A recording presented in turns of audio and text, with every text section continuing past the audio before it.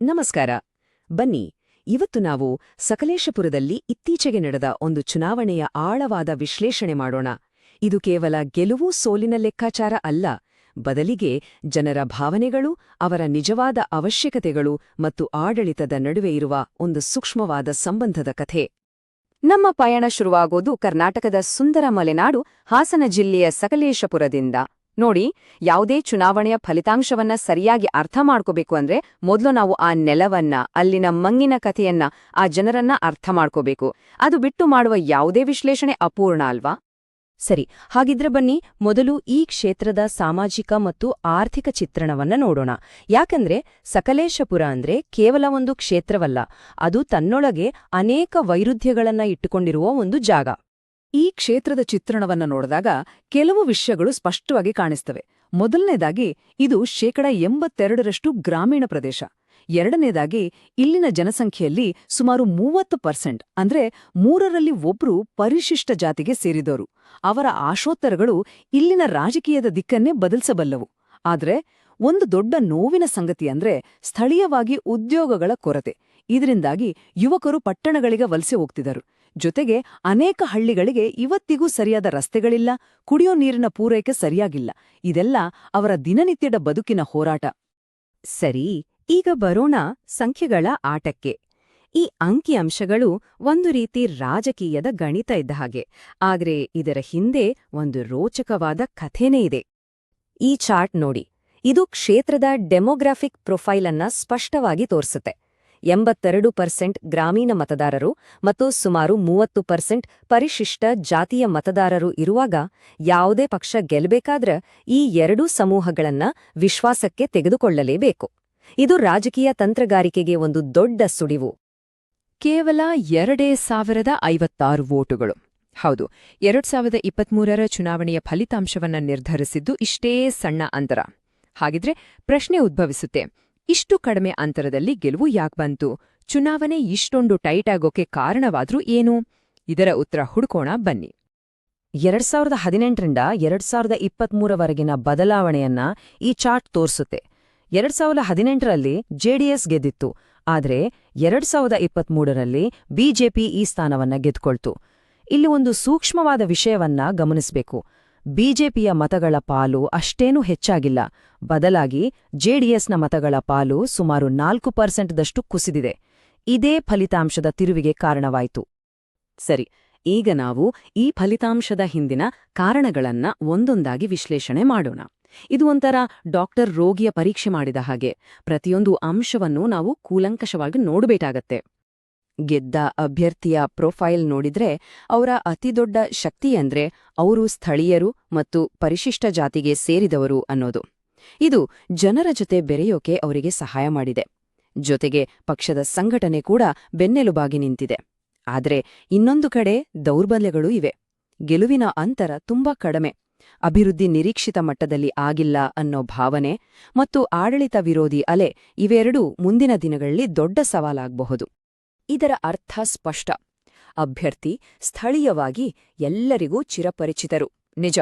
ಆದರೆ ಈ ಕ್ಷೇತ್ರ ಅವರ ಕೈಯಲ್ಲಿ ಸುರಕ್ಷಿತವಾಗಿಲ್ಲ. ಮುಂದಿನ ಗೆಲುವು ಸಂಪೂರ್ಣವಾಗಿ ಅವರ ಕಾರ್ಯವೈಖರಿ ಮೇಲೆ ನಿಂತಿದೆ. ಇಂತಹ ಸಂದರ್ಭದಲ್ಲಿ ಜವಾಬ್ದಾರಿಯುತ ಸಾರ್ವಜನಿಕ ಮಾತುಕತೆ ಮತ್ತು ಪ್ರತಿಯೊಬ್ಬರ ಘನತೆಯನ್ನು ಗೌರವಿಸುವುದು ಬಹಳ ಮುಖ್ಯ. ನಮ್ಮ ಸಂವಿಧಾನವೂ ಇದನ್ನೇ ಹೇಳುತ್ತೆ ಅಲ್ವಾ? ಜನರ ನಂಬಿಕೆಯನ್ನು ಉಳಿಸ್ಕೊಳ್ಳೋದು ಒಂದು ನಿರಂತರ ಪ್ರಕ್ರಿಯೆ. ಸರಿ, ಈಗ ನಾವು ಜನರ ಮನಸ್ಸಿನಾಳಕ್ಕೆ ಇಳಿಯೋಣ. ಮತದಾರರ ಭಾವನೆಗಳನ್ನ ರೂಪಿಸ್ತಿರುವ ಪ್ರಮುಖ ವಿಷಯಗಳೇನು? ನಾವು ಇದನ್ನ 3 ಘರ್ಷಣೆಗಳು ಅಂತ ಕರಿತೀವಿ. ಅಂದ್ರೆ ಜನರು ಮತ್ತು ವ್ಯವಸ್ಥೆಯ ನಡುವೆ ನಡೀತಿರೋ 3 ಪ್ರಮುಖ ಸಂಘರ್ಷಗಳು. ನಾವು ಕ್ಷೇತ್ರವನ್ನ ಆಳವಾಗಿ ನೋಡಿದಾಗ ಜನರ ಅಸಮಾಧಾನಕ್ಕೆ 3 ಮುಖ್ಯ ಕಾರಣಗಳು ಕಾಣಿಸುತ್ತವೆ. ಮೊದಲನೆಯದು ಕಲ್ಯಾಣ ಯೋಜನೆಗಳ ಬಗ್ಗೆ ಒಂದು ರೀತಿಯ ಆಯಾಸ ಅಥವಾ ನಿರಾಸಕ್ತಿ. ಎರಡನೆಯದು ಅಭಿವೃದ್ಧಿಯಲ್ಲಿನ ಅಂತರ ಮತ್ತು ಮೂರನೆಯದು ಯುವಕರನ್ನ ಕಾಡುತ್ತಿರುವ ಉದ್ಯೋಗದ ಬಿಕ್ಕಟ್ಟು. ಈ 3 ಘರ್ಷಣೆಗಳಿಗೆ ಕೆಲವು ನಿಜ ಜೀವನದ ಉದಾಹರಣೆಗಳನ್ನು ನೋಡೋಣ. ಕಲ್ಯಾಣ ಯೋಜನೆಗಳ ವಿಷಯಕ್ಕೆ ಬಂದ್ರೆ ಯಾವುದೇ ಹೊಸ ದೊಡ್ಡ ಯೋಜನೆಗಳ ಘೋಷಣೆ ಇಲ್ಲದಿರೋದ್ರಿಂದ ಜನರಲ್ಲಿ ಮೊದಲಿನಷ್ಟು ಉತ್ಸಾಹ ಇಲ್ಲ. ಅಭಿವೃದ್ಧಿ ಬಗ್ಗೆ ಮಾತಾಡೋದಾದ್ರೆ ಇವತ್ತಿಗೂ ಎಷ್ಟೋ ಹಳ್ಳಿಗಳಿಗೆ ಹೋಗೋಕೆ ಸರಿಯಾದ ರಸ್ತೆ ಇಲ್ಲ, ನೀರು ಯಾವಾಗ ಬರುತ್ತೋ ಯಾವಾಗ ಹೋಗುತ್ತೋ ಗೊತ್ತಿಲ್ಲ. ಇನ್ನು ಉದ್ಯೋಗ, ಸ್ಥಳೀಯವಾಗಿ ಕೆಲಸವಿಲ್ಲದೆ ಯುವಕರು ತಮ್ಮ ಮನೆ, ಊರು ಬಿಟ್ಟು ನಗರಗಳಿಗೆ ಹೋಗ್ಬೇಕಾದ ಅನಿವಾರ್ಯತೆ. ಇದು ಕ್ಷೇತ್ರದ ದೊಡ್ಡ ನೋವು. ಸರಿ, ಇಲ್ಲಿವರೆಗೆ ನಾವು ಸಮಸ್ಯೆಗಳನ್ನ ಗುರುತಿಸಿದ್ದೇವೆ. ಸಮಸ್ಯೆಗಳನ್ನ ಗುರುತಿಸೋದು ಒಂದು ಭಾಗ ಅಷ್ಟೇ. ಪರಿಹಾರದ ಕಡೆಗೆ ನಡೆಯೋದೇ ನಿಜವಾದ ಸವಾಲು. ಹಾಗಿದ್ರೆ ಬನ್ನಿ, ಭವಿಷ್ಯಕ್ಕಾಗಿ ಒಂದು ಸ್ಪಷ್ಟವಾದ, ಕಾರ್ಯಸಾಧ್ಯವಾದ ಯೋಜನೆಯನ್ನ ಹೇಗೆ ರೂಪಿಸಬಹುದು ಅಂತ ನೋಡೋಣ. ಈಗ ನಮ್ಮ ಮುಂದೆ ಒಂದು ದೊಡ್ಡ ಪ್ರಶ್ನೆ ಇದೆ. ಚುನಾವಣೆಯಲ್ಲಿ ಗೆಲ್ಲೋಕ್ಕೆ ಬಳಸಿದ ತಂತ್ರಗಾರಿಕೆ ಅಧಿಕಾರಕ್ಕೆ ಬಂದ ಮೇಲೆ ಜನರ ಜೀವನವನ್ನ ಉತ್ತಮಪಡಿಸೋದಕ್ಕೆ ಹೇಗೆ ಸಹಾಯ ಮಾಡುತ್ತೆ? ದೊಡ್ಡ ದೊಡ್ಡ ಗುರಿಗಳನ್ನ ದೈನಂದಿನ ಕಾರ್ಯಗಳಾಗಿ ಪರಿವರ್ತಿಸೋದು ಹೇಗೆ? ಈ ಟೇಬಲ್ ನೋಡಿ. ಇದರಲ್ಲಿ ಆಯಕಟ್ಟಿನ ಅಂದ್ರೆ ಸ್ಟ್ರಾಟಜಿಕ್ ಮತ್ತು ಕಾರ್ಯಾಚರಣೆಯ ಅಂದ್ರೆ ಆಪರೇಷನಲ್ ನಿರ್ಧಾರಗಳ ನಡುವಿನ ವ್ಯತ್ಯಾಸ ಸ್ಪಷ್ಟವಾಗಿ ಕಾಣುತ್ತೆ. ಉದಾಹರಣೆಗೆ, ಅಭಿವೃದ್ಧಿಯ ಬಗ್ಗೆ ಜನರಿಗೆ ತಿಳಿಸೋದು ಒಂದು ಸ್ಟ್ರಾಟಜಿಕ್ ಗುರಿ. ಅದನ್ನ ಸಾಧಿಸೋಕೆ ಹಳ್ಳಿಗಳಲ್ಲಿ ನಡೆಯೋ ಕಾರ್ಯಕ್ರಮಗಳಲ್ಲಿ ನಾವು ಮಾಡಿರೋ ಕೆಲ್ಸಗಳನ್ನ ಪ್ರದರ್ಶಿಸೋದು ಒಂದು ಆಪರೇಷನಲ್ ಕೆಲಸ. ಹಾಗೆಯೇ ಸುಳ್ಳು ಸುದ್ದಿಗಳನ್ನ ಎದುರಿಸಲು 60 ನಿಮಿಷದೊಳಗೆ ಪ್ರತಿಕ್ರಿಯಿಸುವ ತಂಡವನ್ನ ರಚಿಸೋದು ಕೂಡ ಒಂದು ಆಪರೇಷನಲ್ ಹೆಜ್ಜೆ. ಹೀಗೆ ಪ್ರತಿಯೊಂದು ದೊಡ್ಡ ಗುರಿಯನ್ನ ಸಣ್ಣ ಮಾಡಬಹುದಾದ ಕೆಲಸಗಳಾಗಿ ವಿಂಗಡಿಸಿದಾಗ್ಲೇ ಯಶಸ್ಸು ಸಾಧ್ಯ. ಒಂದು ಯಶಸ್ವಿ ಆಡಳಿತಕ್ಕೆ ಒಂದೇ ಮುಖ ಸಾಲ್ದು, ಅದಕ್ಕೆ ಒಂದು ಬಹುಮುಖಿ ತಂತ್ರದ ಅಗತ್ಯವಿದೆ. ನಾವು ಅದನ್ನ ಚತುರ್ಮುಖ ಸಿದ್ಧಾಂತ ಅಂತ ಕರೀಬಹುದು. ಅಂದ್ರೆ 4 ಶಕ್ತಿಗಳ ಸಮತೋಲನ. ಶಿವನಂತೆ ವಿರೋಧಿಗಳ ವೈಫಲ್ಯಗಳನ್ನ ತೋರ್ಸೋ ಆಕ್ರಮಣಶೀಲತೆ ಇರಬೇಕು. ವಿಷ್ಣುವಿನಂತೆ ಸ್ಥಿರತೆ ಮತ್ತು ಭರವಸೆಯನ್ನ ನೀಡ್ಬೇಕು. ಬ್ರಹ್ಮನಂತೆ ಹೊಸತನ, ಹೊಸ ಯೋಜನೆಗಳನ್ನ ತರಬೇಕು. ಮತ್ತು ದುರ್ಗೆಯಂತೆ ಜನರಿಗೆ ರಕ್ಷಣೆ ಮತ್ತು ಭದ್ರತೆಯ ಭರವಸೆಯನ್ನ ನೀಡಬೇಕು. ನಾವು ಮೊದಲು ಚರ್ಚಿಸಿದ ಜನರ 3 ಮುಖ್ಯ ಸಮಸ್ಯೆಗಳಿಗೆ ಉತ್ತರವಾಗಿ 3 ಯೋಜನೆಗಳನ್ನ ತಕ್ಷಣವೇ ಕೈಗೆತ್ತಿಕೊಳ್ಬೇಕು. 1. ಜಲಜೀವನ್ ಮಿಷನ್ ಅಡಿಯಲ್ಲಿ ಪ್ರತಿ ಮನೆಗೂ ನಲ್ಲಿ ನೀರಿನ ಸಂಪರ್ಕ. 2. ಪ್ರಧಾನಮಂತ್ರಿ ಗ್ರಾಮ ಸಡಕ್ ಯೋಜನೆಯಡಿ ಹಳ್ಳಿಗಳಿಗೆ ಉತ್ತಮ ರಸ್ತೆ ಸಂಪರ್ಕ. 3. ಮನರೇಗಾದಂತಹ ಯೋಜನೆಗಳ ಮೂಲಕ ಸ್ಥಳೀಯವಾಗಿಯೇ ಉದ್ಯೋಗ ಸೃಷ್ಟಿಸಿ ವಲಸೆಯನ್ನ ತಡೆಯೋದು. ಈ ಯೋಜನೆಗಳನ್ನ ಜಾರಿಗೊಳಿಸುವಾಗ ಜನರ ವೈಯಕ್ತಿಕ ಮಾಹಿತಿಯನ್ನ ಜವಾಬ್ದಾರಿಯುತವಾಗಿ ಬಳಸೋದು ಬಹಳ ಮುಖ್ಯ. ಭಾರತದ digital personal data protection framework ಪ್ರಕಾರ ಜನರ ಖಾಸಗಿತನ ಮತ್ತು ಒಪ್ಪಿಗೆಗೆ ನಾವು ಯಾವಾಗಲೂ ಬೆಲೆ ಕೊಡಬೇಕು. ಈಗ ನಾವು ನಮ್ಮ ವಿಶ್ಲೇಷಣೆಯ ಕೊನೆಯ ಹಂತಕ್ಕೆ ಬಂದಿದ್ದೇವೆ.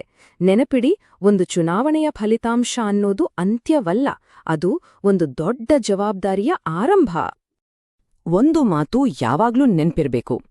ಅ narrow victory is not a prize to be earned, but a probation to be earned. ಅಂದ್ರೆ ಸಣ್ಣ ಅಂತರದ ಗೆಲುವು ಅನ್ನೋದು ಸಂಭ್ರಮಿಸಲು ಸಿಕ್ಕ ಬಹುಮಾನ ಅಲ್ಲ, ಅದು ಜನರ ನಂಬಿಕೆಯನ್ನ ಗಳಿಸಲು ಸಿಕ್ಕಿರುವ ಒಂದು ಪರೀಕ್ಷಾ ಅವಧಿ. ಈ ಅವಧಿಯಲ್ಲಿ ತಮ್ಮನ್ನು ತಾವು ಸಾಬೀತುಪಡಿಸಿಕೊಳ್ಳಬೇಕಾದ ದೊಡ್ಡ ಜವಾಬ್ದಾರಿ ಗೆದ್ದವರ ಮೇಲಿರುತ್ತೆ. ಹಾಗಿದ್ರೆ ಕೊನೆಯದಾಗಿ ಒಂದು ಪ್ರಶ್ನೆ. ಜನಾದೇಶ ಇಷ್ಟು ಸೂಕ್ಷ್ಮವಾಗಿ ಕತ್ತಿಯ ಅಂಚಿನ ಮೇಲಿದ್ದಾಗ ದುರುಸ್ತಿಯಾಗದ ಪ್ರತಿಯೊಂದು ರಸ್ತೆ, ಕೇಳಿಸಿಕೊಳ್ಳದ ಪ್ರತಿಯೊಂದು ದೂರು ಭವಿಷ್ಯದ ರಾಜಕೀಯವನ್ನೇ ನಿರ್ಧರಿಸುವ ಶಕ್ತಿಯನ್ನ ಹೊಂದಿರಬಹುದಾ? ಮತದಾರರ ನಂಬಿಕೆಯ ನಿಜವಾದ ತೂಕವೇನು? ಇದರ ಬಗ್ಗೆ ನಾವೆಲ್ಲರೂ ಯೋಚಿಸಬೇಕಿದೆ. If you want to become a people-centric leader and uplift your constituency, get in touch with blueprintstrategies.ai at mgr@blueprintstrategies.ai or call 080-420-41602. Purpose beyond politics.